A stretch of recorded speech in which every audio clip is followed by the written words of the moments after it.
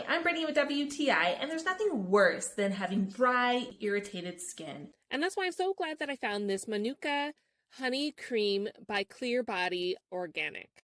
I have very dry feet, particularly when I'm sleeping. So I really needed a high quality moisturizer that was going to sink into my skin but not leave a greasy residue. I personally could see a difference between my feet, the one on the right with the lotion on compared to the left. I was very pleased with the results. The consistency is so thick and creamy and also has oatmeal in it, which I felt did a great job exfoliating my feet and just giving it a nice smooth feeling. So this has really made a big difference, adding it to my routine. So I keep this on the cubby on my headboard. I can easily just grab it before I go to sleep, put it on my feet, put it on my hands. Then I put my socks on and I'm ready to go.